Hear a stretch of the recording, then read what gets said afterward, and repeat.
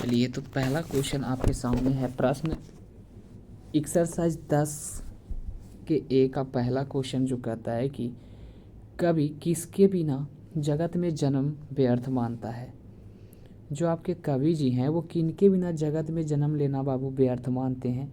चलिए, इस क्वेश्चन का उत्तर मैं देखता हूँ और कहते हैं कि जो लेखक कहते हैं कि कवि गुरु नानक देव राम नाम के बिना जगत में यह जन्म क्या मानते हैं, व्यर्थ मानते हैं। इसका मतलब कहना है कि अगर आप इस धरती पे जन्म लिए हो तो बिल्कुल राम जी का नाम लेना आपके लिए परम कर्तव्य है।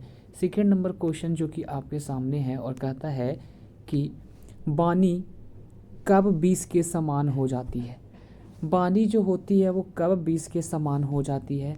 तो देखिएगा, आपका आंसर कहता है कि जब मनुष्य राम नाम को छोड़कर कोई अन्य शब्द बोलता है तो उसकी वाणी 20 के समान हो जाती है। वाणी कब 20 के समान हो जाती है? तो जब मनुष्य राम नाम को छोड़कर कोई अन्य नाम को बोलता है तो उसकी वाणी जो होती है वो 20 के समान हो जाती है। क्वेश्चन नंबर थर्ड क्या बोलता है? तो क्वेश्चन नंबर थर्ड जो है आपके लिए बहुत ही आपका इम्पोर्टेंट क्वेश्चन है। कहता है कि नाम कीर्तन के आगे कभी किन कर्मों की व्यर्थता सिद्ध करता है। नाम कीर्तन के आगे कवि किन कर्मों की व्यर्थता सिद्ध करता है? तो आपका उत्तर हो जाएगा, डायरेक्ट आपका कहना है कि कवि गुरु नानक देव जी कमंडल लेकर घूमना, बड़े बड़े केस रखना, शरीर में भस्म लगाना, तीर्थ स्थानों का भ्रमण करना आदि कर्मों को राम नाम के आगे व्यर्थ बताते हैं। अगर आप नाम जी का नाम लेते हो तो आपको बिल्कुल आपको जीवन में सुख जरूर मिलेगा। क्वेश्चन नंबर 4 आपके सामने कहता है कि प्रथम पद के आधार पर बताएं कि कवि ने अपनी युग में धर्म साधना कैसे कैसे रूप देखे हैं। कह रहा है क्वेश्चन आपके सामने कि प्रथम पद में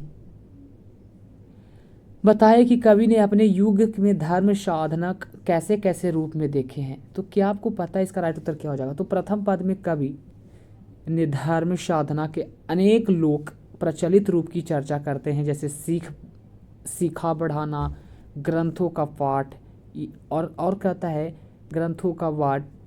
उसके जस्ट आगे आपका है कि व्याकरण करना, व्याकरण वाचना आदि धर्म का साधना माने जाते हैं। इसी तरह हम अपने भस्म रमाकर साधु वेश धारण करना, तीर्थ करना, डंडा कमंडल लेकर के घूमना, वस्त्र त्याग देना, ये जो जगह है बाबू वही आपका बिल्कुल ही राइट उत्तर हो जाएगा। अगला क्वेश्चन आपके सामने कहता है कि बताइएगा हरिरस को कवि का अभिप्राय क्या है। हरिरस को कवि का क्या अभिप्राय है? तो बिल्कुल इसका राइट उत्तर हो जाएगा कि कवि गुरु प्रसाद को हरिरस कहते हैं। गुरु जो है, कवि जो है वो किसको? तो गुरु प्रसाद को जो है ये हरि प्रसाद को, गुरु प्रसाद को क्या कहते हैं? तो हरिरस कहते हैं। एंड अगला क्वेश्चन आपके सामने है और कहता है कि कवि की दृष्टि में ब्रह्म का निवास कहाँ है। कवि की दृष्टि में ब्रह्म का निवास जो है वो कहाँ है? तो बोला जाता है, यहाँ पे कह रहा है कि वैसे मनुष्य जिसमें काम और क्रोध ना हो उनके हृदय में ब्रह्म का निवास होता है। वैसे मनुष्य जिसमें काम और क्रोध ना हो उसके हृदय में किसका निवास होता है? तो ब्रह्म का निवास होता है। अगला क्वेश्चन नंबर 7 और जो कि हो सकता है लास्ट भी हो। गुरु कहता है कि गुरु कृपा किस युक्ति की पहचान हो पाती है। क्वेश्चन नंबर 7 जो आपके सामने है और इसका उत्तर हो जाएगा आपका क्या हो जाएगा भाई? तो उत्तर कहता है कि गुरु नानक देव जी के अनुसार गुरु की कृपा से राम नाम की युक्ति की पहचान हो पाती है। ठीक है, राम नाम की युक्ति की क्या हो पाती है? पहचान हो पाती है। आशा करते हैं वीडियो पसंद आई होगी, तो प्लीज़ 1 लाइक एंड सब्सक्राइब अवश्य करें। जय हिंद।